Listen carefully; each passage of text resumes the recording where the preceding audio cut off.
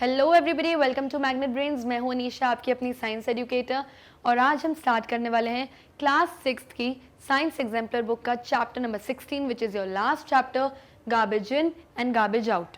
अब ये गार्बेज क्या है? गार्बेज को हम बहुत सारे नामों से बोलते हैं। इसे हम ट्रैश कहते हैं, रबिश कहते हैं, हिंदी में बोले तो कूड़ा कचरा। हर घर में से, एवरी हाउस होल्ड, हर इंडस्ट्री में से, हर जगह से कूड़ा कचरा गार्बेज निकलता ही है। तो क्या एक रिस्पॉन्सिबल सिटीजन होने के नाते हम कहीं पर भी फेंक देते हैं क्या कचरा?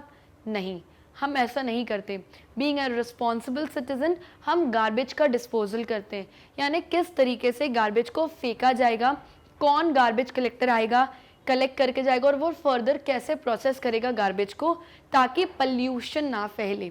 ओके, सो उसी बारे में आज हम पढ़ेंगे, अलग अलग मेथड्स ऑफ गार्बेज डिस्पोजल और बीइंग अ गुड सिटीजन हमारा क्या बिहेवियर होना चाहिए सोसाइटी के लिए, एनवायरनमेंट के लिए, हमारे गार्बेज को डिस्पोज करने के लिए, यानी कि ठिकाने लगाने के लिए। Okay, so let's begin with the question and answers. First question. अब फर्स्ट क्वेश्चन स्टार्ट करने से पहले मैं आपको कुछ मीनिंग बता देती हूँ कुछ टर्म्स के। पहला वर्ड है कंपोस्टिंग। कंपोस्टिंग क्या होता है? आपने अपने घर से कचरा निकाला, कचरा है आपका किचन वेस्ट, जैसे वेजिटेबल की पील्स हो गई, फ्रूट्स हो गए, लीव्स हो गई, सूखे पत्ते हो गए, ये सारी चीज़ें। तो ये जितना भी वेस्ट है ये सड़ जाएगा, यानी रॉट हो जाएगा कुछ दिन के बाद। आप इसको कन्वर्ट कर सकते हो मैन्योर में, यानी कि सॉइल की खाद बनाने के लिए। मेरे घर से फॉर एग्जांपल कुछ वेजिटेबल्स की पील्स निकली, फ्रूट्स का कचरा निकला, इन सबको मैंने क्या किया, इन सबको मैंने एक दो दिन के बाद क्या किया, सॉइल को मैंने डिग किया, इस पूरे कचरे को उसमें डाला और सॉइल से कवर कर दिया। कुछ दिन के बाद ये सॉइल जो है ये मैन्योर यानी खाद बन जाएगा और सॉइल की क्वालिटी को अच्छा करेगा और उसमें गुड क्वालिटी के प्लांट्स ग्रो करेंगे क्योंकि सॉइल में बहुत सारे न्यूट्रिशंस हैं। Okay, so the process of rotting and converting garbage into manure is known as composting। इसी को हम कंपोस्ट भी कहते हैं। ओके, नेक्स्ट आता है वर्मी कंपोस्टिंग। वर्मी कंपोस्टिंग क्या होता है? ये वो तरीका है जब आप अपने गार्बेज को डिस्पोज करते हो वर्म्स की मदद से। और कौन से वर्म्स होते हैं?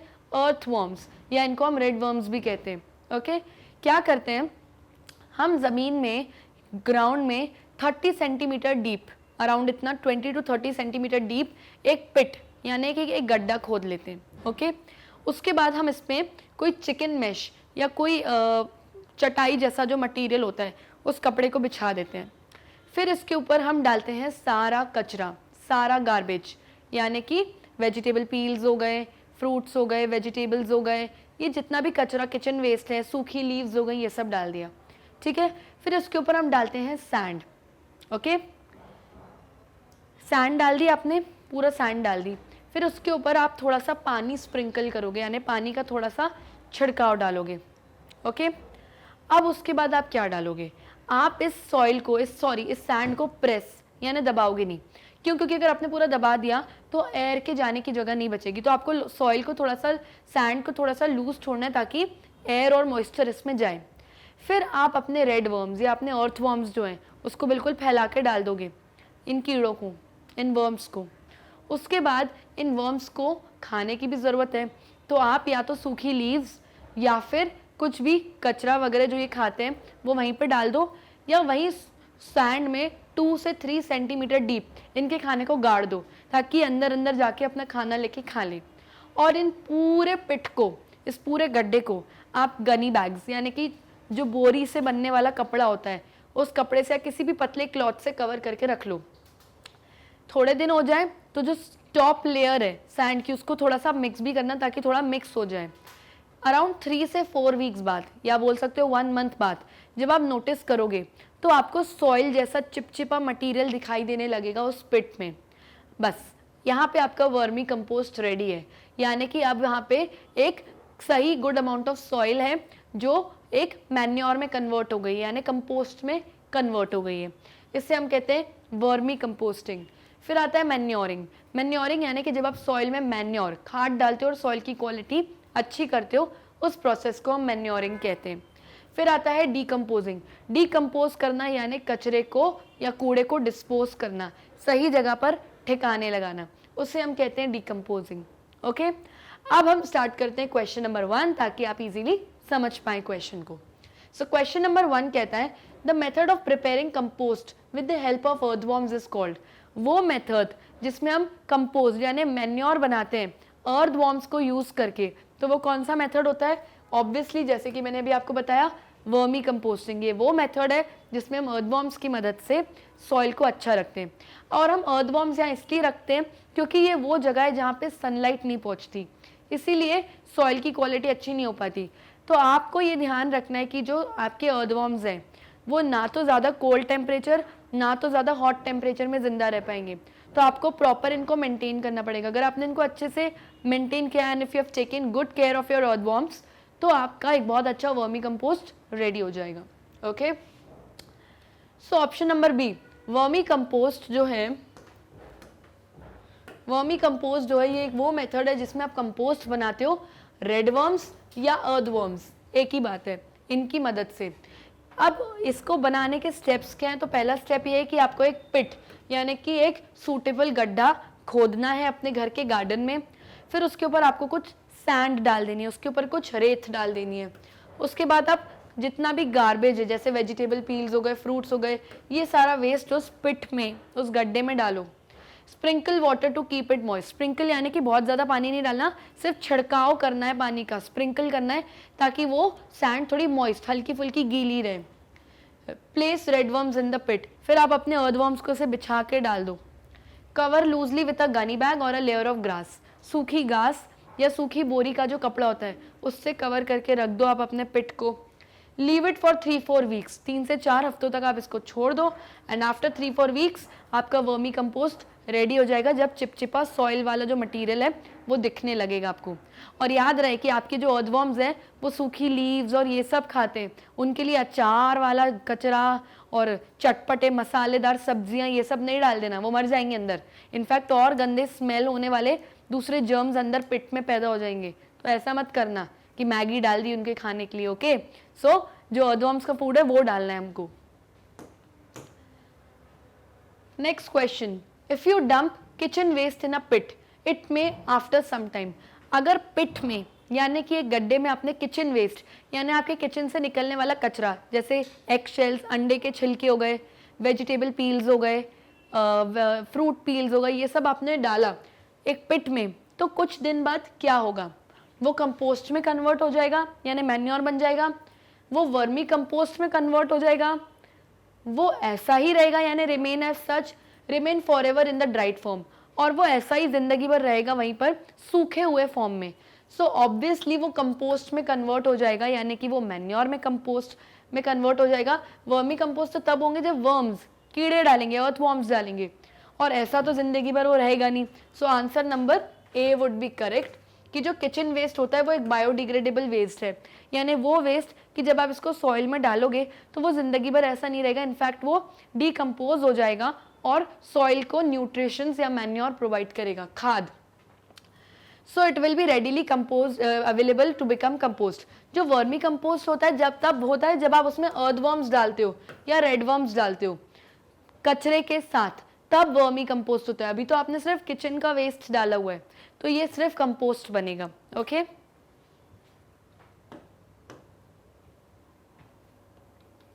Next question, which of the following activities does not reflect responsible behavior with regard to waste disposable।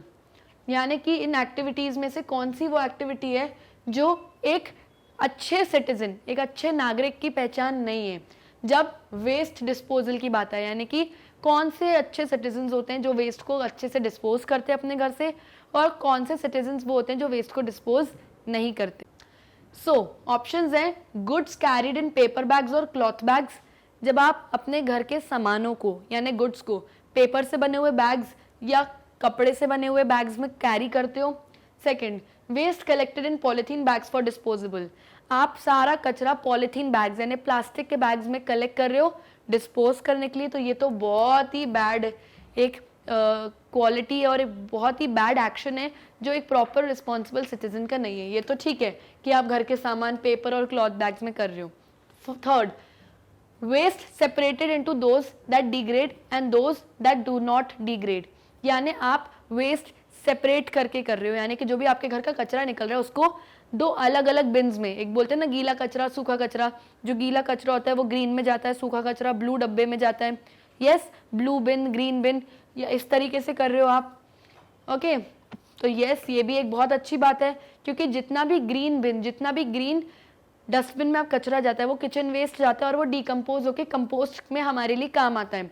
और जितना भी ब्लू बिन में कचरा जाता है उसके अंदर आप वो सारा कचरा डालते हो जैसे कि जो चीज़ें रिसाइकिल हो सकती है। यस, जैसे प्लास्टिक की बॉटल्स हो गई, यस, ऑल दीज थिंग्स, तो ये रिसाइकिल हो सकती है और ये नॉन बायोडिग्रेडेबल है, यानी कि इनसे कोई फायदा नहीं है एनवायरनमेंट को।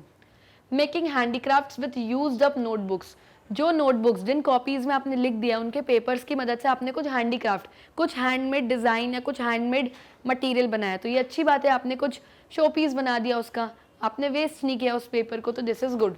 That means option number B एक अच्छे सिटीजन की पहचान नहीं है कि आप पॉलिथीन बैग्स यूज़ कर रहे हो वेस्ट डिस्पोजेबल के लिए, क्योंकि पॉलिथीन बैग्स वे नॉन बायोडिग्रेडेबल है, यानी कि इन कचरे को अगर मैं सॉइल में डाल दूं और ढक दूं तो मैं अगर 100 साल बाद भी देखूंगी तो ये प्लास्टिक वैसा का वैसा ही रहेगा, ये मैन्योर नहीं देगा, इनफैक्ट ये पॉल्यूशन क्रिएट करेगा।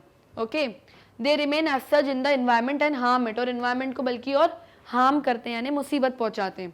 सो waste collected in polythene bags reflects an irresponsible behaviour, यानी कि ये बहुत एक इररिस्पॉन्सिबल बिहेवियर दिख रहा है इस ऑप्शन में हमें। Next question, Paheli gave the following ill effects of the practice of burning dried leaves and other plant parts. तो अगर आप प्लांट के पार्ट्स को या प्लांट की पत्तियों को या सूखी पत्तियों को जलाते हो तो उसमें से बहुत हार्मफुल फ्यूम्स एंड गैसेस निकलती हैं, जिससे बहुत सारे रेस्पिरेटरी प्रॉब्लम्स हो सकती हैं लोगों को। तो पहेली ने बोला कि ये सारे इल इफेक्ट्स, यानी ये सारी चीज़ें होंगी अगर आपने प्लांट के पार्ट्स या सूखी पत्तियों को जला दिया। तो क्या ऑप्शंस हैं देखते हैं। पहला, बर्निंग डिग्रेड्स द सॉइल, अगर आप जलाओगे तो उससे सॉइल डिग्रेड होगी, यानी सॉइल की क्वालिटी खराब होगी। दूसरा, बर्निंग प्रोड्यूसेस हार्मफुल गैसेस और फ्यूम्स, जब आप बर्न करोगे इन सूखी पत्तियों को तो उसमें से हार्मफुल गैसेस और फ्यूम्स निकलेंगे जो कि हमारे लिए अच्छी नहीं है। Third, precious raw materials to obtain manure at low cost is lost, इन सूखी पत्तियों को आप सॉइल में डाल के इसको ढाक दो और ये मैन्योर प्रोवाइड करेगी इतने कम कॉस्ट में, इतने बिल्कुल समझो जैसे फ्री में, और उस मैन्योर को यूज़ करने की वजह आपने जला दिया और जलाने के बाद उसमें से गैसेस निकली जो कि आपने उल्टा हार्म किया एनवायरनमेंट को।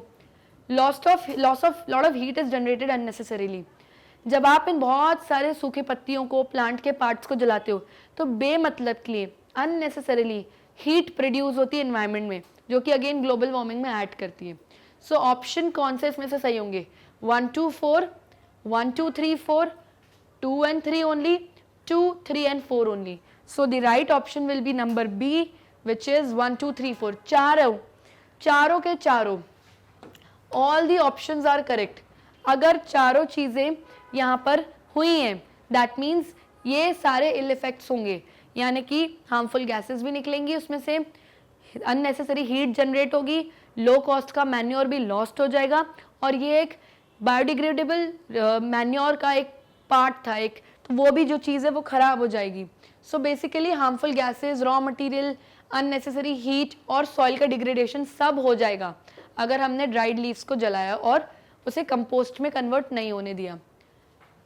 नेक्स्ट क्वेश्चन, अ गार्बेज कलेक्टर यानी वो इंसान जो कूड़ा इकट्ठा करने आता है हमारे घर से, वो सारे गार्बेज को क्या करता है? सेपरेट करता है, अलग अलग करता है, as mentioned below in the red, green and blue containers for the transfer to landfill, composting pit and recycling unit irrespectively। और यहाँ पे हमें कुछ आइटम्स दिए। तो जो घर में हमारे गार्बेज कलेक्ट करने आते हैं उनके पास 3 डस्टबिन होते हैं, एक रेड कलर का, एक ग्रीन कलर का और एक ब्लू कलर का।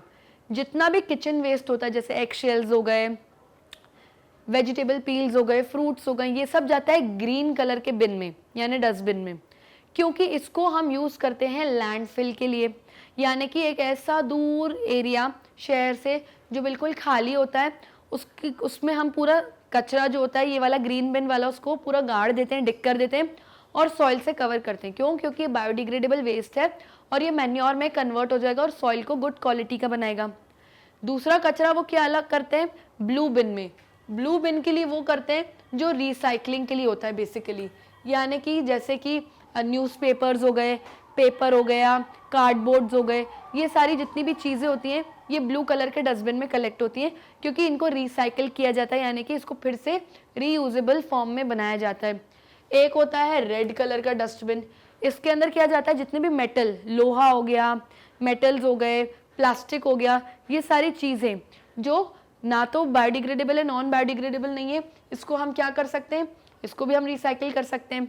यस, तो इसको हम रेड कलर के बिन में कन्वर्ट करते हैं। अब यहाँ पे कुछ आइटम्स दिए हुए हैं, आपको बताने कि ये रेड बिन में जाएंगे, ब्लू बिन में जाएंगे या ग्रीन बिन में जाएंगे।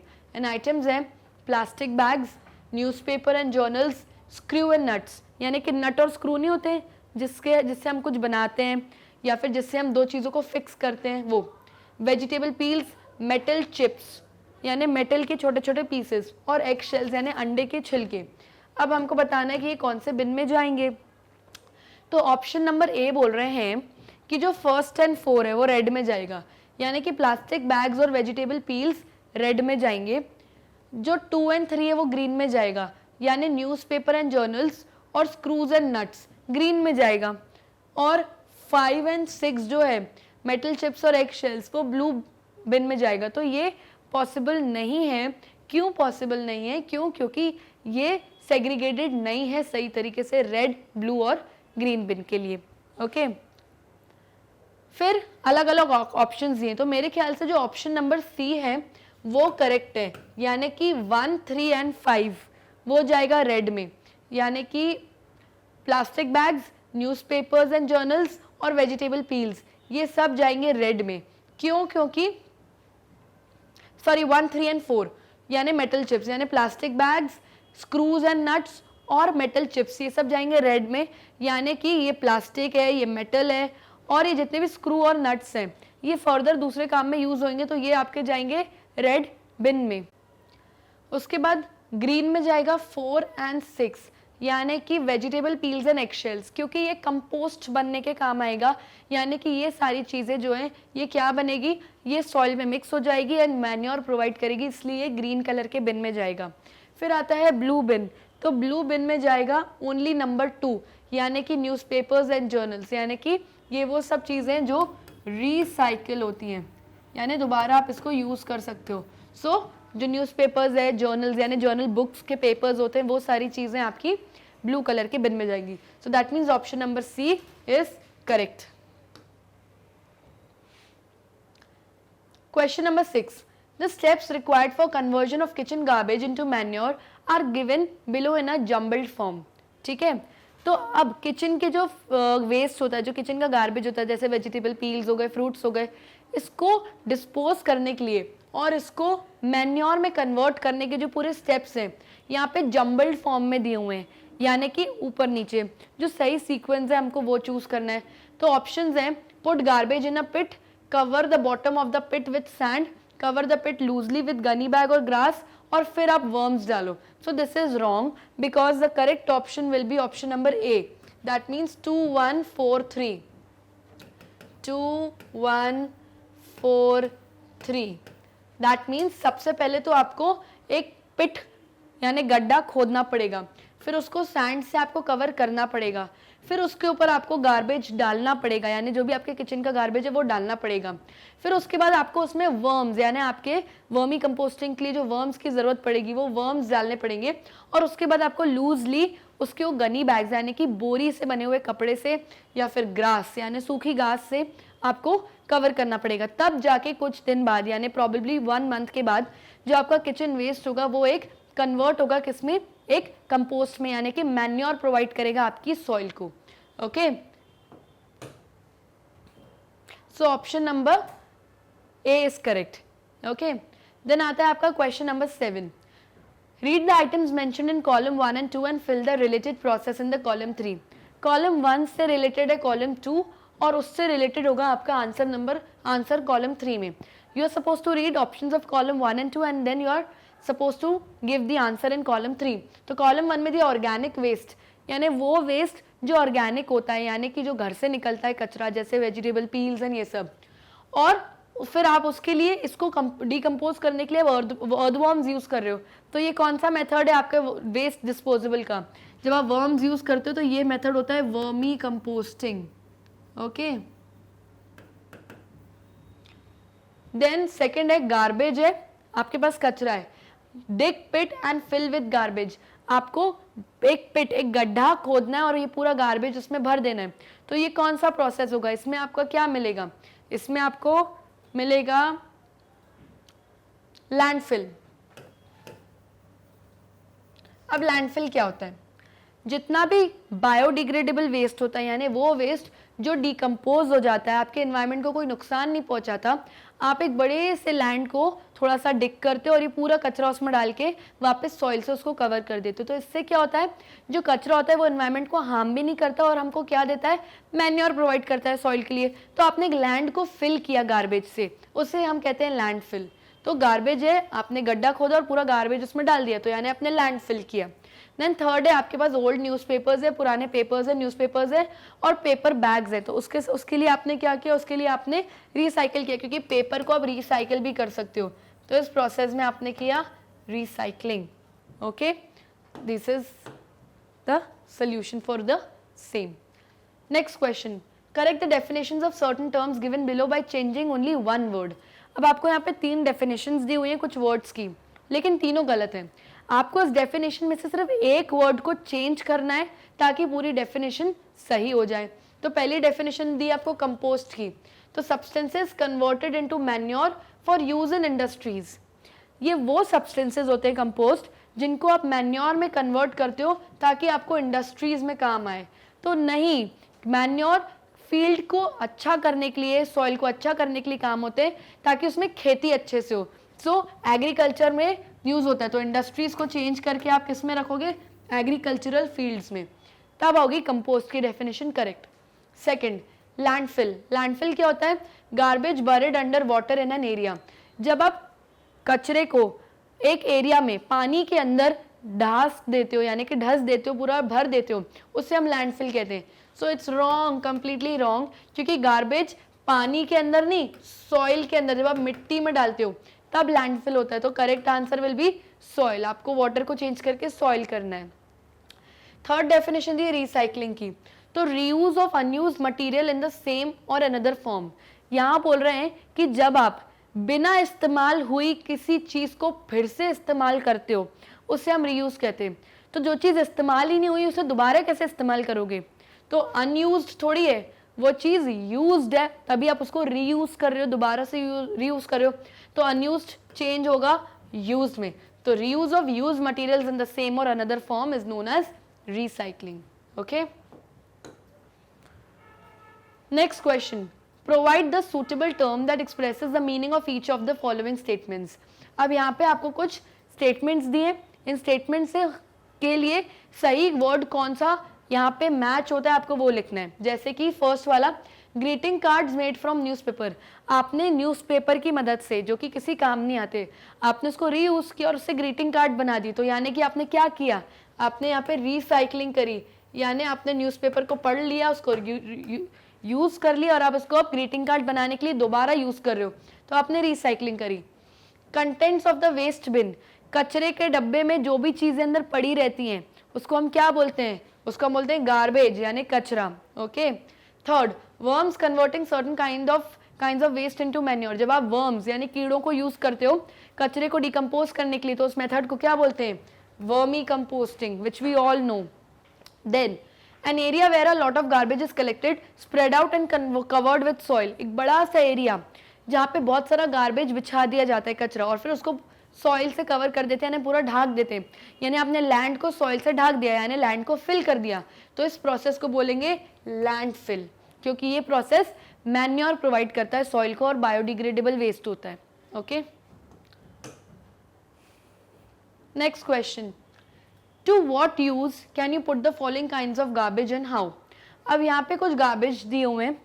अब इन गार्बेज को आप कैसे रीयूज कर सकते हो या इसको कहाँ पुट कर सकते हो, रख सकते हो, वो हमें बताना है। रॉटिंग स्मेली गार्बेज, एक ऐसा कचरा जो सड़ चुका है, रॉट हो चुका है, एंड स्मेली यानी उसमें से बहुत गंदी स्मेल आ रही है, इसको कैसे डिकम्पोज करोगे? तो rotting smelly garbage can be converted into compost through composting. इसको कंपोस्ट बना सकते हैं, यानी कि इसको हम सॉइल में अंदर डिग करके डाल देंगे एंड फिर क्या होगा, कुछ दिनों बाद प्लांट्स इसमें सॉइल अच्छी हो जाएगी, मैन्योर मिलेगा इसको, और क्या होगा, इसमें good quality of plants grow होंगे। So, the process of converting plant and animal waste materials into manure by rotting is called composting. तो कोई भी कचरा जो सड़ चुका है बुरी तरीके से, इसको आप कंपोस्टिंग की मदद से डिकम्पोज कर सकते हो। सेकंड ऑप्शन है dry leaves collected in a garbage. अपने कचरे में ड्राई लीफ, कुछ प्लांट की सूखी पत्ती आ गई हैं, अब इसको क्या करोगे? जला तो सकते नहीं इनको, क्योंकि जलाएंगे तो हार्मफुल गैसेज और फ्यूम्स रिलीज हो जाएंगी। तो हम इसको क्या करेंगे? तो इसको हम मैन्योर की तरह यूज कर सकते हैं वर्मी कंपोस्टिंग में। मैंने आपको बताया था वर्मी कंपोस्टिंग के प्रोसेस में हमको कचरा फैलाना पड़ता है, तो उसमें ये ड्राई लीव्स डाल दो ताकि कंपोस्ट बन जाए ड्राई लीव्स की मदद से। और रेड वर्म्स इसको खाएंगे, इनका खाना भी होता है ये, तो यहाँ पे वर्मी कंपोस्टिंग में हम इन ड्राई लीव्स को यूज कर सकते हैं। थर्ड है ओल्ड न्यूज़पेपर्स। पुराने न्यूज़पेपर्स, अब आपके पास कोई काम नहीं तो क्या करोगे? इनको रिसाइकिल करो, रीयूज करो।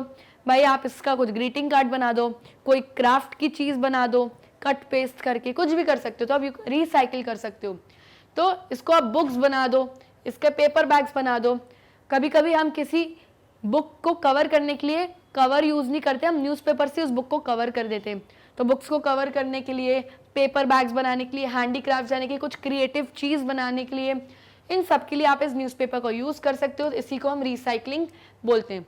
और रिसाइकलिंग न्यूज़पेपर्स आप कबाड़ी वाला को भी दे सकते हो, यानी कि जंक कलेक्टर, वो ये न्यूज़पेपर्स ले जाएगा और वो जाके रिसाइकिल करेगा अगर आप नहीं कर रहे हो तो। Next question, Paheli was writing a letter to her friend. Paheli अपनी फ्रेंड को एक पत्र लिख रही थी। She crumpled and threw the first draft of her letter on the floor as it had become untidy. थोड़ा सा गंदा हो गया उसका पेपर, तो उसने पूरे पेपर को क्रम्पल कर दिया, मरोड़ के जमीन पे फेंक दिया। Similarly, she crumpled and threw 6 more papers on the ground. और इस तरीके से उसने हर बार अलग अलग लेटर लिखा और ऐसे 6 पेपर्स इससे क्रम्पल करके यानी क्रश करके फेंक दिए जमीन पे। सोचिए आपने उसने कितने पेपर्स वेस्ट किए। In the end, she picked them up and put them in a polythene bag and threw it on the road outside her house. आखिरी में उसने एक प्लास्टिक की पॉलिथीन बैग ली, ये सारे क्रम्पल्ड पेपर उसमें डाले, बंद करे और घर के बाहर सड़क के बाहर फेंक दिया, सड़क पर फेंक दिया, रोड पे। Do you think Paheli's action was responsible? क्या आपको लगता है कि पहेली का जो बिहेवियर था ये रिस्पॉन्सिबल था, ये उसने अच्छा काम किया? मुझे तो नहीं लगता। What would you have done if you were in her place? अगर आप पहेली की जगह होते तो आप क्या करते? हमें ये बताना है इस क्वेश्चन में। तो पहेली का एक्शन शो करता है कि वो एक इररिस्पॉन्सिबल बिहेवियर है, यानी उसने कितना सारा पेपर वेस्ट किया और कचरा उसने बढ़ाया एनवायरनमेंट में। By doing so she is adding the garbage to the environment. Instead of throwing the used papers she can use them in different ways. इस कचरे को फेंकने की बजाय वो इस पेपर को रिसाइकिल कर सकती है, किसी दूसरी चीज में यूज कर सकती है। Moreover, by throwing polythene bag on the road, she is adding a non-biodegradable waste to the environment. Also, वो एक पॉलिथीन बैग थ्रो कर रही है रोड पे, जो कि एक नॉन बायोडिग्रेडेबल वेस्ट है, यानी कि ये कोई मैन्योर, ये कोई एनवायरनमेंट को बेनिफिट्स नहीं पहुंचाएगा। If I were at her place, then I would have either used the waste paper for doing rough work or converted the waste paper to make handicraft items or recycled the papers. अगर हम, आप और हम अगर पहेली की जगह होते तो या तो हम इस पेपर को रिसाइकिल कर देते, या तो अपना रफ वर्क करने में, कोई भी चीज़ लिखने में यूज़ कर लेते उन पेपर्स को, या हैंडीक्राफ्ट बनाते, यानी कि कोई भी क्रिएटिव चीज़ बना लेती इस पेपर की मदद से, कलर करके अपने रूम में सजा के रख दिया, डेकोरेट करके रख दिया। इस तरीके से हम इस पेपर को रीयूज कर सकते थे। Next question, read the poem written below and then answer the questions from the information gathered from the book और एल्सवेयर। आपको यहाँ पे एक पोम दी हुई है, इस पोम को रीड करना है और इसके बेसिस में लास्ट में 2 या 3 क्वेश्चंस दिए, उनको आंसर करना है। सो पोम है, blue and green 2 bins you mean? Yes, they are there to throw your waste, but not in a hurry nor in a haste. Select from waste, sieve it if seems muddy, separate all items and when they are ready, place in a blue bin or one that is green for a voyage to the landfill और for composting. इस pome का मतलब ये है कि जब आपके घर में कचरा आता है तो आप उसको सेपरेट करो 2 डस्टबिन्स में, एक का कलर होना चाहिए ब्लू और दूसरे का कलर होना चाहिए ग्रीन कलर का डस्टबिन। और इसमें आप जो भी कचरा फेंको ध्यान से देख के सेपरेट करो कि जो भी बायोडिग्रेडेबल वेस्ट है जो कि कंपोस्टिंग के काम आएगा उसको ग्रीन में डालो। यस, यानी कि जो भी बायोडिग्रेडेबल वेस्ट है जो कि लैंडफिल के काम आएगा उसको ब्लू में डालो, और जो भी कचरा है जैसे जिसको हमको कंपोस्ट करना है जैसे सूखी पत्ती हो गई, किचन वेस्ट हो गए, इन सबको आप ग्रीन में डालो।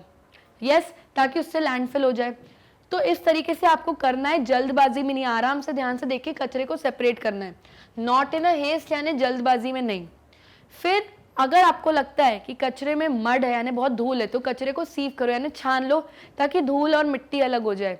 ओके, और उसके बाद ब्लू बिन और रेड ग्रीन कलर का बिन रखो ताकि वो एक वोयाज, ये दोनों कचरे अपनी अपनी जर्नी पे जाएं, एक कंपोस्टिंग के लिए चला जाए और एक लैंडफिल्स के लिए चला जाए। ओके, सब क्वेश्चन देखते हैं। A part, name the 2 kinds of waste that need to be separated from each other in the different waste beans.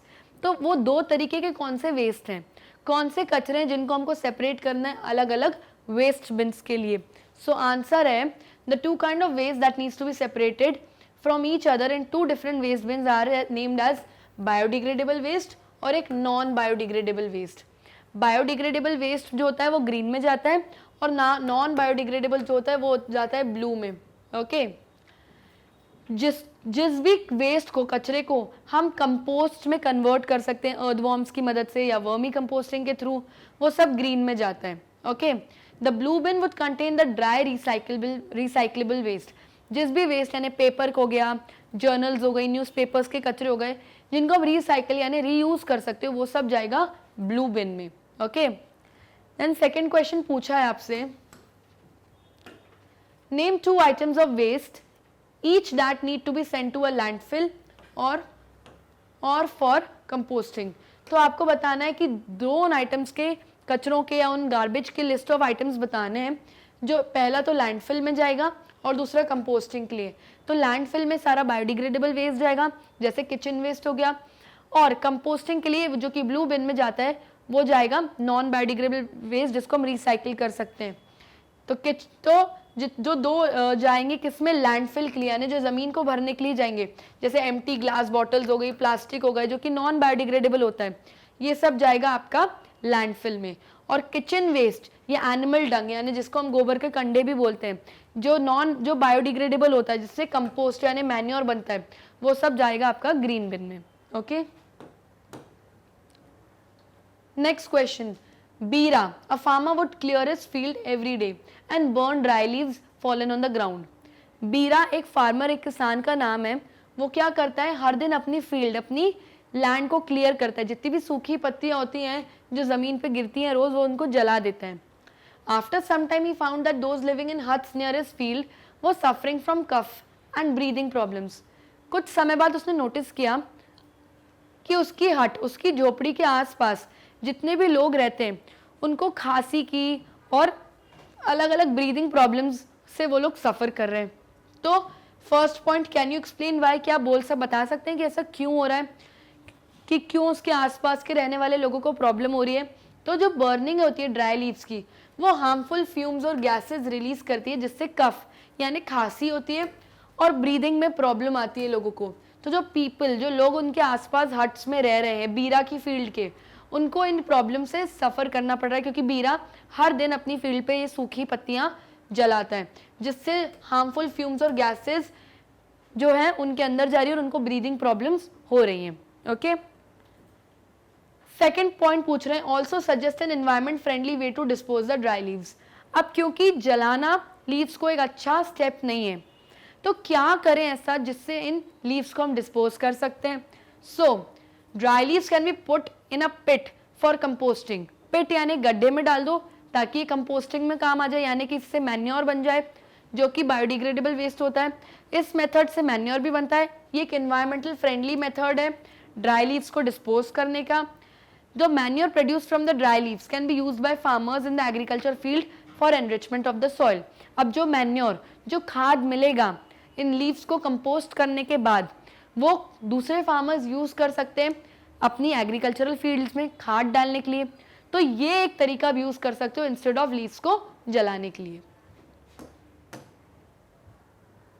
Next question, put a tick against the garbage items given in table below which could be converted into manure, put a cross against the others.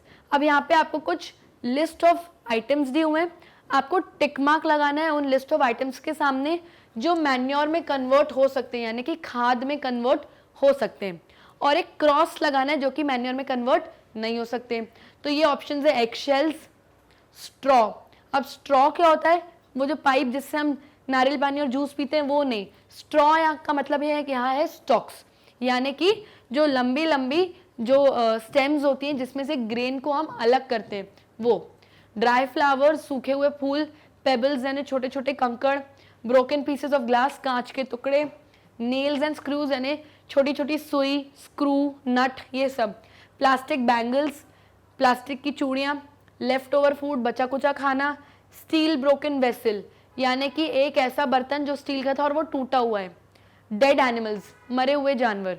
अब हमको बताना है कि ये manure में convert हो सकते हैं कि नहीं हो सकते। तो एग शेल्स, यस ये हो सकते हैं। स्ट्रॉ यानी कि स्टॉक, स्ट्रॉ ये वो नहीं है पाइप प्लास्टिक वाला नहीं, ये है स्टॉक्स यानी कि स्टेम्स जिसमें से थ्रेशिंग के प्रोसेस में आप ग्रेन को अलग करते हो, तो ये हो सकते हैं। ड्राई फ्लावर्स भी हो सकते हैं, पेबल्स, पत्थरों को मैन्योर में आप कन्वर्ट नहीं कर सकते, ये वैसे के वैसे कंकड़ बने हुए रहेंगे तो ये नहीं हो सकता। कांच के टुकड़े भी नहीं हो सकते मैन्योर में, ये कोई खाद नहीं प्रोवाइड करेंगे सॉइल के लिए। नेल्स एंड स्क्रू ये मेटल्स होगा, ये भी नहीं हो सकते। प्लास्टिक तो बिल्कुल भी नहीं। बचा कुचा खाना यस। स्टील ब्रोकन वेसल नहीं, एक स्टील का ब्रोकन वेसल ये एक मेटल हो गया, ये भी मैन्योर में कन्वर्ट नहीं हो सकता। और dead animals yes, dead animals जैसे इंसानों को भी डेथ के बाद बरी कर दिया जाता है यानी कि सॉइल में गाड़ दिया जाता है। क्यों? क्योंकि ये अल्टीमेटली कुछ सालों बाद मैन्योर प्रोवाइड करते हैं। ओके तो dead animals, dead plants, dead humans, इन सबको आप मैन्योर में कन्वर्ट कर सकते हो। ओके तो जितना भी बायोडिग्रेडेबल वेस्ट है सच एज एनिमल वेस्ट और प्लांट वेस्ट, ये सब आप मैन्योर में कन्वर्ट कर सकते हैं। नेक्स्ट क्वेश्चन, अब यहाँ पे पाई चार्ट दिया हुआ है, this is pie chart number A and this is pie chart number B, ठीक है। और यहाँ पे बताया गया है waste segregation method adopted by two families X and Y respectively. अब एक फैमिली है एक्स, एक फैमिली का नाम है वाई। अब दोनों फैमिलीज के घर से कुछ वेस्ट, कुछ कचरा डेली निकलता है। अब वो लोग अपने घर के कचरे को कैसे सेग्रीगेट कर रहे हैं यानी सेपरेट कर रहे हैं, बायोडिग्रेडेबल और नॉन बायोडिग्रेडेबल वेस्ट को कैसे अलग करके अलग अलग बिन्स में डाल रहे हैं, वो बताया गया है। अब इसको आपको देखना है और बताना है which of the two families X or Y do you think is more environmentally conscious and why. तो दोनों को आपको पाई चार्ट्स को देखना है और कंपेयर करके बताना है कि दोनों फैमिलीज एक्स और वाई दोनों में से कौन सी बेटर है और इन्वायरमेंट को नजर में रखते हुए, ध्यान में रखते हुए अपने एक्शंस प्रॉपरली कर रही है। तो जो फैमिली एक्स है ये सारा वेस्ट अलग अलग कर रही है, पूरी तरीके से ध्यान से हर वेस्ट को सेपरेट कर रही है। जो ये लाइन्स है ये मेटल दिखा रही है, तो यानी कि इन्होंने मेटल्स अलग किए हैं, फिर ये इन्होंने किचन वेस्ट अलग किया है इस तरीके से, फिर ये जितने भी है ना ये पॉलीथीन बैग्स हैं और ये जितने भी हैं न्यूज़पेपर्स हैं, तो उन्होंने newspapers, polythene bags, kitchen waste, metal सब अच्छे से ध्यान से देख के कचरा अलग अलग किया है। फैमिली वाई ने क्या किया है, फैमिली वाई ने सब कुछ एक साथ कर दिया, kitchen waste and polythene bags सब इन्होंने एक साथ कर दिया। ओके और जितना भी मेटल है वो उन्होंने एक साथ कर दिया और इधर से इन्होंने न्यूज़पेपर्स एक साथ कर दिया। तो इन्होंने किचन वेस्ट और पॉलीथीन बैग्स यानी बायोडिग्रेडेबल और नॉन बायोडिग्रेडेबल वेस्ट दोनों को एक साथ डाल दिया, इसको सेपरेट नहीं किया। तो कौन सी फैमिली सही हुई? एक्स फैमिली ही सही हुई। क्यों? क्योंकि इन्होंने हर गार्बेज को अच्छे से सेग्रीगेट किया है और अब जिसमें से जो रिसाइकिल होगा वो उसको रिसाइकिल करेंगे, जिसको इनको कंपोस्ट में कन्वर्ट करना है उसको वैसा करेंगे, जिसको इनको लैंडफिल में डालना होगा उसको लैंडफिल में डालेंगे। तो आप ध्यान से अपने गार्बेज को सेग्रीगेट कर सकते हैं। तो फैमिली एक्स जो है वो इन्वायरमेंटल फ्रेंडली है क्योंकि उसने सेग्रीगेट किए यानी सब कुछ प्रॉपरली सेपरेट किया है पूरे गार्बेज को बायोडिग्रेडेबल और नॉन बायोडिग्रेडेबल सब्सटेंस में सेपरेटली, और इसके बेसिस पे वो फर्दर कंपोस्टिंग कर सकते हैं, रिसाइकलिंग कर सकते हैं, लैंडफिल्स भी कर सकते हैं। इट डिस्पोज्ड किचन वेस्ट यानी जो बायोडिग्रेडेबल वेस्ट है, एंड पॉलिथीन बैग्स जो कि एक नॉन बायोडिग्रेडेबल वेस्ट है सेपरेटली, अनलाइक फैमिली वाई, क्योंकि फैमिली वाई ने biodegradable and non biodegradable kitchen का वेस्ट और पॉलिथीन बैग्स सब एक साथ एक ही में डाल दिया, तो ये गलत है। और पॉलिथीन बैग्स तो ये नॉन बायोडिग्रेडेबल एनवायरमेंट के लिए फ्रेंडली नहीं है। दैट मीन्स फैमिली एक्स एक रिस्पॉन्सिबल फैमिली हुई। Next question, given below are steps in vermi composting and each step has been given an alphabet. Rearrange the steps in the correct sequence and write the alphabets on the chart provided. One step is done for you. अब vermi composting वो method होता है जिसमें आप worms को use करके compost बनाते हो, यानी मैन्योर बनाते हो, खाद बनाते हो। तो उसको बनाने का जो प्रोसेस होता है वो इन्होंने दिया हुआ है एक एक स्टेप में, और हर स्टेप को एक अल्फाबेट दे दिया, जैसे F C E A D B. Okay, आपको ये रीड करना है और रीअरेंज करना है। ये ऊपर नीचे दिया है इन्होंने, आपको रीअरेंज करना है और सही अल्फाबेट्स लिखने। पहला एफ पे दिया है इन्होंने, ये अलग अलग अल्फाबेट्स हैं। एफ में इन्होंने दिया है डिग अ पिट इन सूटेबल प्लेस, एक गड्ढा खोदो गार्डन में, स्प्रेड सैंड, उसके ऊपर सैंड लगा दो, add vegetable peels and fruits, इसके ऊपर किचन का जो वेजिटेबल पील्स हैं फ्रूट्स हैं वो बिछा दो, sprinkle water to keep it moist, थोड़ा पानी का छिड़काव कर लो ताकि हल्का फुल्का गीला रहे, place redworms in the pit, earthworms या रेडवर्म्स बिछा के डाल दो, cover with a gunny bag or grass, बोरी से या फिर सूखी घास से ढक दो। तो ये सारे वर्मी कंपोस्ट बनाने का प्रोसेस है, जो इनका कहना है क्वेश्चन वालों का कि हमने जंबल करके दिए। अब अगर आप ध्यान से पढ़ेंगे इनको तो ये तो सारा प्रोसेस दिया ही है, तो यानी इन्होंने ये हमको कंफ्यूज करने के लिए क्वेश्चन दिया है कि हमने स्टेप्स जंबल कर दिए, जबकि इन्होंने बिल्कुल प्रॉपर स्टेप सीक्वेंस में दिए। दैट मीन्स जो ये लेटर्स हैं F C E A D B ये सब एक साथ आएंगे आंसर में, F C E A D B ये सब एक साथ आ जाएंगे, यानी स्टेप 1 जो लिखा है वो सही है, स्टेप बी जो लिखा है वो सही है, स्टेप 3 जो लिखा है वो सही है, यानी सब कुछ इन्होंने ऑर्डर में ही दिया है। This question is just for confusing students. Okay, next question, right 3 sentences on what comes to your mind when you chance to see the following. अगर आप इन 3 लोगों को देखते हैं या 3 चीज़ों को देखते हैं तो पहली चीज़ क्या आपके दिमाग में आती है वो आपको लिखनी है। पहली चीज़ है रैग पिकर। रैग पिकर वो इंसान होता है जो रैग यानी कचरा कूड़ा इकट्ठा करता है अपनी बोरी में। जब आप इसको देखते हो तो आपके दिमाग में क्या आता है। Second, a cow eating a polythene bag. अगर आपने देख लिया कि काउ पॉलिथीन बैग खा रही है तो आपके दिमाग में क्या आता है वो लिखना है। फाउल ओडर यानी कि bad smell. Foul odour emanating from garbage at the entrance of your house. आपके घर के एंट्रेंस पे कचरा पड़ा हुआ और उसमें से बहुत गंदी स्मेल, फाउल ओडर आ रहा है। ये देख के आपके दिमाग में पहली बार क्या आता है, हमें ये सब बताना है। ओके, सो अगर आप सबसे पहले एक रैग पिकर को देखेंगे तो आपके दिमाग में क्या आता है, rag picker represents poor people and poverty around us. जब आप रैग पिकर को देखोगे तो आपके दिमाग में सबसे पहले आएगा कि बहुत पुअर है, बहुत गरीब है, और पॉवर्टी यानी कि गरीबी से जकड़ा हुआ है। He removes the garbage generated by us by sorting out the recyclable waste from non recyclable waste. तो ये क्या करता है, ये हमारे घरों से कचरा जो हम निकालते हैं उसको इकट्ठा करता है और सेपरेट करता है रिसाइक्लेबल वेस्ट में एंड नॉन रिसाइक्लेबल वेस्ट में, यानी कौन से आप फर्दर रीयूज कर सकते हो और कौन से नहीं कर सकते हो। He is exposing himself to the harmful substances generated by the solid waste. जितना भी सॉलिड वेस्ट हम लोग फैमिलीज में से जनरेट करते हैं ये उन सबको डायरेक्टली एक्सपोज कर रहा है, यानी उसमें से आने वाली गंदी स्मेल जो डिजीजेज हैं उससे डायरेक्टली एक्सपोज करता है, तो ये जल्दी बीमार होने के इसके चांसेस हैं। नेक्स्ट हमने देखा था एक काऊ पॉलिथीन बैग खा रही है, तो हमारे दिमाग में क्या आता है। पहली चीज, a cow eating a polythene bag shows irresponsible behaviour of human towards disposal of garbage in the form of polythene bag. तो सबसे पहली चीज जो हमारे दिमाग में आती है वो है इररिस्पॉन्सिबल बिहेवियर ऑफ ह्यूमंस, कि हम लोग कितने इररिस्पॉन्सिबल है, यानी हमें ध्यान ही नहीं है कि हम पॉलिथीन के बैग्स में कचरा डाल के फेंक रहे हैं, और ये कचरा काऊ या स्ट्रीट एनिमल्स खा भी सकते हैं, जो कि उनके गले को चोक कर देंगी, अटक जाएगी उनके गले में और वो मर सकती हैं। Cow eating a polythene is exposing itself to hazardous materials generating from garbage. अब पॉलिथीन ये प्लास्टिक है, ये एक गंदे मटेरियल से बनी हुई रहती है और ये हजार्डस है यानी जानलेवा मटेरियल से बनी हुई है। ये खाएगी तो ऑब्वियसली मर जाएगी। There is a possibility of polythene bag choking the animal to its death, हो सकता है ये पॉलिथीन अटक जाए उसके गले में और उसकी डेथ हो जाए, तो ये भी हम देख सकते हैं। इसीलिए कहा जाता है कि हमें गार्बेज बहुत ध्यान से डिस्पोज करना चाहिए।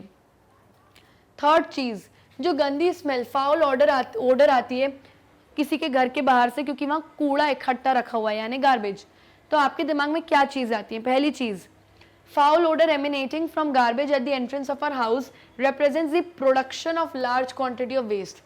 तो ये हमें दिख रहा है कि उस फैमिली ने कितना ज़्यादा अमाउंट ऑफ वेस्ट डिस्पोज किया है, यानी कि क्रिएट किया है, कितना कचरा निकलता है इनके यहाँ से। दूसरी चीज़, it shows our responsibility towards garbage disposal as we are expecting others to clear the waste generated by us. इससे ये दिखाई पड़ता है कि हमने कचरा सिर्फ घर में से प्रोड्यूस किया और खुद के घर के बाहर ही फेंक दिया। हम इतने रिस्पॉन्सिबल नहीं कि कचरा खुद उठाएं। हम एक्सपेक्ट कर रहे हैं कि कोई गार्बेज कलेक्टर, कोई दूसरा आदमी आए और हमारा कचरा हमसे लेके जाए और हमारे यहाँ से कलेक्ट करके जाए। हम दूसरों पे डिपेंडेंट हैं। तीसरी चीज़, the foul garbage shows unhealthy surrounding with unpleasant sight which would lead to the spread of diseases. अगर घर के एंट्रेंस पे गंदी स्मेल आ रही है और कचरा रखा हुआ है तो एक ये अनप्लेजेंट साइट है, यानी कि ये बिल्कुल अच्छा नहीं दिखता, गंदा दिखता है। कोई भी आएगा तो घर में एंट्रेंस में कचरा दिख रहा है और इससे डिजीजेज यानी बीमारियां फैलेंगी। और ये एक इररिस्पॉन्सिबल बिहेवियर है म्युनिसिपैलिटी का भी, कि म्युनिसिपैलिटी यानी कि जो कंसर्न्ड अथॉरिटीज हैं गार्बेज कलेक्ट करने के लिए, यानी कि आपने गार्बेज कलेक्ट नहीं किया, देख के अनदेखा कर दिया, तो म्युनिसिपैलिटी यानी गवर्नमेंट अथॉरिटीज का भी यहाँ पे इररिस्पॉन्सिबल बिहेवियर है, क्योंकि उनको सिटी से, पूरे शहर से जहाँ जहाँ गार्बेज दिख रहा है वहाँ से उनको कलेक्ट करना चाहिए। Next question. Beautiful handcrafted articles like boxes and toys are made up of paper pulp in our country। तो हमारी कंट्री इंडिया में बहुत सुंदर सुंदर हैंडमेड यानी कि बॉक्सेस हो गए, टॉयज हो गए, ये सब हैंड क्राफ्टेड यानी हाथ की मदद से हैंडमेड बनाए जाते हैं हमारी कंट्री में पेपर पल्प की मदद से। पेपर पल्प क्या होता है? ये जो पिक्चर आप मेरे लेफ्ट हैंड साइड पे देख रहे हैं ये एक पेपर पल्प है, यानी कि ये रॉ फॉर्म है पेपर का, इसी की मदद से पेपर पल्प बनता है। Can you explain how paper pulp which is made from paper can be use to make hard boxes and other articles. तो हमें बताना है कि इस पेपर पल्प की मदद से, जो कि ऑलरेडी बहुत सॉफ्ट होता है, इसकी मदद से hard boxes, hard solid toys कैसे बनते हैं, हमें ये बताना है। तो the paper pulp is obtain from paper is mixed with glue and sawdust. तो जो पेपर पल्प है ये रॉ फॉर्म होता है पेपर का, ये हमको पेपर से यानी प्लांट से मिलता है। इसमें क्या मिला दिया जाता है? ग्लू यानी जो स्टिकी सब्सटेंस होता है वो, और सॉडस्ट, सॉडस्ट यानी कि लकड़ी के छिलके, ये मिला दिए जाते हैं। तो जब ग्लू एंड सॉडस्ट इसमें मिला दिया जाता है, मिक्स कर दिया जाता है और थोड़ी देर के लिए ड्राई करने के लिए, सूखने के लिए रख दिया जाता है, तो ये हार्ड बन जाता है। तो glue and sawdust makes the paper hard. For making hard boxes, toys, etc., few coats of this hard pulp is applied over the framework. तो जो भी फ्रेमवर्क, जो भी आप चीज़ बना रहे हो, इस पेपर पल्प को जिसमें sawdust और ग्लू मिला हुआ है, इसका एक लेयर उठा के आपने ऊपर लगा दिया, सूखा हुआ लेयर। तो जो भी चीज़ आप बना रहे हो, चाहे आप वो टॉय बना रहे हो, कोई बॉक्स बना रहे हो, तो वो हार्ड हो जाता है यानी कि सॉलिड हो जाता है। It is then allowed to dried up, और फिर उसको सूखने के लिए रख दिया जाता है। Once the pulp is dried up, hard boxes and toys can be further processed. एक बार ये जो पल्प है सूख जाए, हार्ड बॉक्सेस और टॉयज सूख जाते हैं, इसको फर्दर प्रोसेस कर सकते हैं, यानी कि टॉयज को और बॉक्सेस को अलग अलग कलर्स दे सकते हैं, हम अलग अलग डिजाइन दे सकते हैं। Okay, so this is how paper pulp is used in our country for making hard boxes and toys. Next question, recently a ban on plastic bags has been imposed in many places. Is this ban justified? Give reasons in 3 statements. अभी recently plastic bags या plastic से बने हुए किसी भी items पे ban लगा दी गई है, यानी कि रोक लगा दी गई है, स्टॉप लगा दी गई, कोई नहीं यूज़ करेगा, और जिसने यूज़ किया तो मतलब उसको पेनल्टी लगेगी, ये लगा दी गई है काफ़ी सारी जगहों पे। तो क्या ये जस्टिफाइड है, ये सही है? गिव रीजंस इन 3 स्टेटमेंट्स। आपको बताना है कि अगर सही है तो क्यों, और अगर सही नहीं है तो क्यों। अकॉर्डिंग टू मी येस, बहुत अच्छी बात है कि प्लास्टिक पर बैन लग गया है और ये जस्टिफाइड है, ये बिल्कुल सही है, क्योंकि plastic gives out harmful gases on heating और बर्निंग। क्योंकि अगर प्लास्टिक की किसी भी चीज़ को आपने हीट किया या बर्न किया तो उसमें से बहुत हार्मफुल गैसेज निकलती हैं, These gases may cause pollution and many health problems in humans. इससे pollution होता है, एयर pollution, और हेल्थ प्रॉब्लम्स में भी हेल्थ प्रॉब्लम्स बढ़ जाती हैं ह्यूमंस में, क्योंकि आपके लंग्स को, आपके रेस्पिरेटरी सिस्टम को डिस्टर्ब करते हैं. Second, people fill garbage in plastic bags and throw it away on roads. When stray animals look for food in these bags, they end up swallowing these bags too. This results in death due to choking. लोग इतने irresponsible हैं कि अपने घर के कचरे को इन plastic bags में डालते हैं और इन प्लास्टिक बैग्स को सड़क पे फेंक देते हैं. अब क्या होता है, जो एनिमल्स होते हैं, स्ट्रीट एनिमल्स जैसे कि काउज हो गए, गोट्स हो गए, ये इस कचरे को खाते हैं और ये जो प्लास्टिक है उनके गले में अटक जाता है, उनका गला चोक हो जाता है, जिसकी वजह से उनकी डेथ हो जाती है. तो अगेन प्लास्टिक यहाँ पे बहुत ख़राब है और बहुत अच्छी बात है अगर बैन हो गए तो.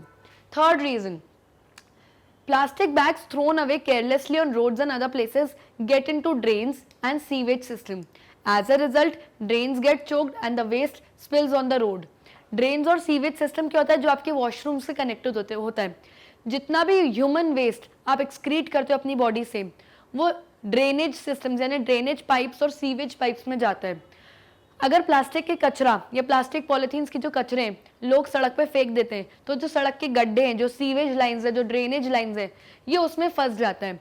अब क्योंकि कचरा इन ड्रेनेज लाइंस और सीवेज लाइंस में फंस गया है, इसकी वजह से जो कचरा है वो पूरा उभर के ऊज होके बाहर स्पिल हो जाता है ना, सड़क पे गंदगी कचरा सब फैल जाता है, जो कि अगेन बहुत एक अनप्लेजेंट साइट है, उसमें से स्मेल आती है एंड डिजीजेस फैलेंगे.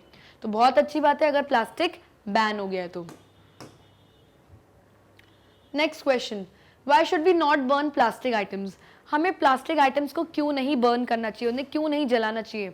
तो उनके रीजंस हैं, plastic is non biodegradable substance. पहला तो ये एक नॉन बायोडिग्रेडेबल सब्सटेंस है, यानी कि ये ना ही कंपोस्टिंग में हेल्प करेगा, ना ही कोई मैन्योर बनेगा, और ना ही ये हमें कोई फायदा देगा, बेनिफिट देगा एनवायरमेंट को. ये एनवायरमेंट के लिए हार्मफुल है. So it can not be easily burn. Easily जलता भी नहीं है ये, इसको बहुत सारी हीट प्रोवाइड करनी पड़ती है. On burning, harmful gases and fumes are liberated out, which are hazardous to health of humans and animals. जब आप प्लास्टिक की किसी भी चीज़ को बर्न करते हो तो इसमें से बहुत हार्मफुल गैसेस और फ्यूम्स निकलती हैं जो ह्यूमंस और एनिमल्स के लिए बहुत डेंजरस होती हैं और हजार्डस हैं. Third, the left over burn pieces of plastic can be eaten by animals which may lead to their death by choking them. क्योंकि प्लास्टिक बहुत मुश्किल से जलता है और जलने के बाद भी हो सकता है कि कुछ पीसेज उसके वहीं रह जाएं, और अगर किसी स्ट्रीट एनिमल ने, काऊ ने, डॉग ने वो खा लिया तो हो सकता है उनकी डेथ हो जाए, क्योंकि प्लास्टिक के पीसेस जो हैं उनके गले में अटक जाए, उनकी चोक हो जाए उनका गला और उनसे उनकी डेथ हो जाए. The ashes left after burning of plastic are toxic in nature and thus harm the environment. जब हम प्लास्टिक जलाते हैं तो जो राख, जो कालिख बचती है उसके बाद, वो एशेज होते हैं, और ये एशेज जो है ये बहुत टॉक्सिक होते हैं, यानी जहरीले होते हैं हमारे एनवायरनमेंट के लिए, और हमारी सॉइल और हमारे एनवायरनमेंट के लिए अच्छे बिल्कुल नहीं होते. Plastic is not environment friendly, it's burning causes soil pollution and air pollution. Plastic एक ऐसा मटेरियल है जो बिल्कुल भी एनवायरनमेंट के लिए अच्छा नहीं है, और इसको जलाने से एयर पोल्यूशन होता है, और इसके लेफ्ट ओवर जो एशेज होते हैं, जो पीसेज होते हैं, इससे सॉइल पोल्यूशन भी होता है. तो इसलिए सॉइल को हमें, इसलिए प्लास्टिक को हमें कभी भी नहीं जलाना चाहिए. Okay. What happens when? Next question. What happens when cooking medium is made to flow down in a drain? Cooking medium यानी खाने की जितनी भी चीज़ें या खाने से बनने के बाद जो भी कचरा है उसे ड्रेन में आपने बहा दिया तो क्या होगा, यानी कि नालियों में अगर आपने बहा दिया तो क्या होगा. तो बहुत बुरा होगा, ये तो मैं बता ही सकती हूँ, इतना मैं बता सकती हूँ. So when cooking medium is made to flow down a drain, it may choke the pipes, causing drainage problem and waste spills. तो क्या होगा, अगर आपने किचन के बनाया हुआ खाना है, जो कचरा, जो बचा कुचा किचन की चीज़ें जो कुकिंग में यूज़ आती हैं, अगर आपने इसको ड्रेनेज सिस्टम्स में यानी पाइप्स के थ्रू बहा दिया तो पाइप्स जो है वो चोक हो जाएंगे, यानी उसमें कचरा फंस जाएगा, जिसकी वजह से गंदा पानी और गंदी स्मेल बाहर आने लगेंगे. Also if the cooking medium reaches to the soil it will clog the pores in the soil. और अगर मान लो ये ड्रेनेज सिस्टम से पास भी हो गए तो ये कहाँ जाएंगे अल्टीमेटली नीचे सॉइल में, और खाने की बनी हुई चीज़ों में ऑयल होता है, जिसकी वजह से सॉइल के पोर्स को ये बंद कर देगा और सॉइल के अंदर रहने वाले ऑर्गेनिजम्स तक ऑक्सीजन एंड एयर नहीं पहुंचेगा. सेकेंड पॉइंट है, insecticides, motor oil, paints are poured into the drain. Drain यानी घर की नालियों में अगर आपने इंसेक्टिसाइड्स, ऑयल, पेंट ये सब अगर आपने डाल दिया तो क्या होगा? When insecticides, motor oil, paints are poured down in the drain, they may choke the pipes, causing drainage problem. तो ये भी चीज़ें पाइप को चोक कर दी, क्योंकि ऑयल हो गया, पेंट हो गया, ये सब बहुत थिक लिक्विड्स होते हैं, तो ये चोक कर देंगी पाइपलाइंस को. This may kill useful microbes which help to purify water. हम सबको पता है कि पानी में कुछ छोटे छोटे माइक्रोब्स होते हैं जो पानी को प्योरीफाई करते हैं, यानी धीरे धीरे क्लीन करते हैं, साफ करते हैं. अगर ऑयल, पेंट, इंसेक्टिसाइड्स, ये सारी लिक्विड सॉलिड वेस्ट आपने डाल दिए तो ये इन पानी में रहने वाले छोटे छोटे माइक्रोब्स को किल कर देगी, जिससे पानी की क्लीनिंग भी स्टॉप हो जाएगी. थर्ड, टी लीव्स, यानी चाय बनाने के बाद जो बची हुई चाय पत्ती होती है ब्लैक कलर की, वो टी लीव्स, कॉटन स्वॉब्स यानी कॉटन के छोटे छोटे टुकड़े, and old soft toys are thrown in the drain. अगर ये सारी चीजें अपने ड्रेन यानी घर की नालियों में, ड्रेनेज सिस्टम्स में फेंक दिए तो क्या होगा? Obviously tea leaves, cotton swabs and old soft toys may choke the drain. इससे भी ड्रेन यानी जो पाइपलाइंस है, जो नालियां हैं, वो सब चोक हो जाएंगी, यानी कचरा इसमें फंस जाएगा.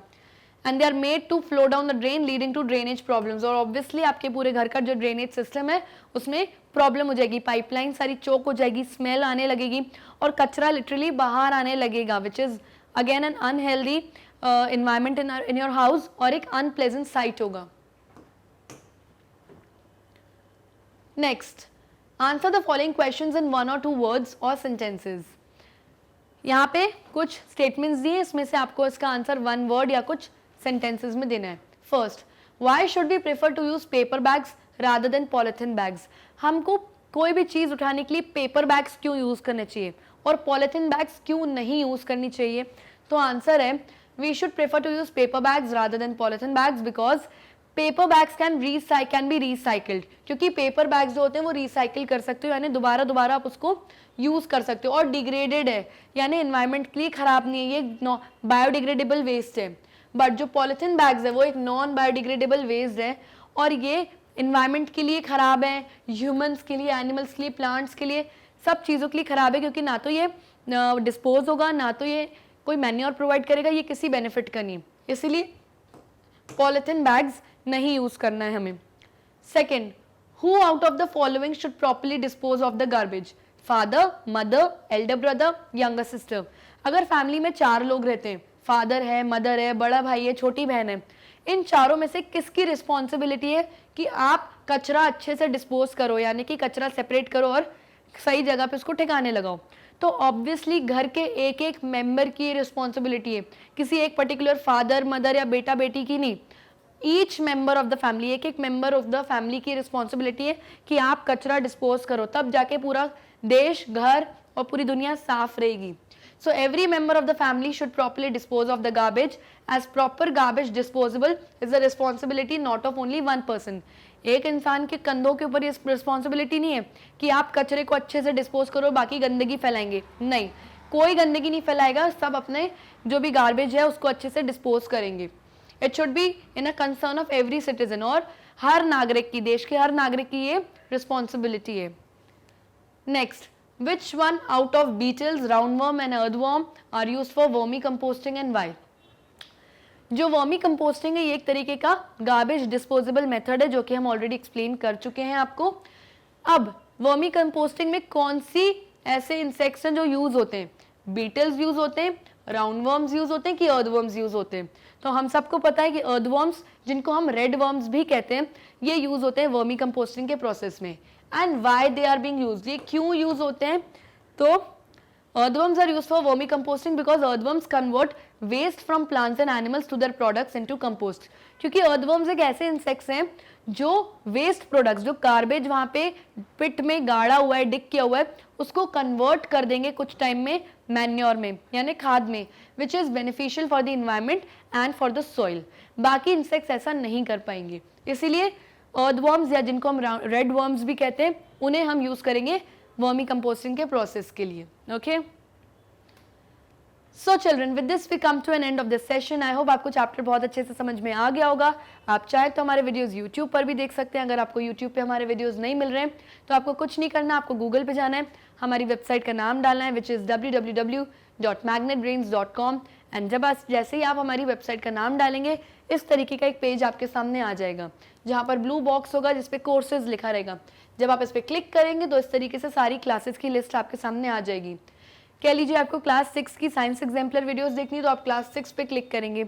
जब आप क्लिक करेंगे तो नीचे लिखा आएगा NCERT exemplar solutions class 6 to 12। जब आप इस पर क्लिक करेंगे तो यहाँ पे सारी क्लासेस के एग्जाम्पलर ऑप्शंस आ जाएंगे, तो आप क्लास 6 पे क्लिक करेंगे।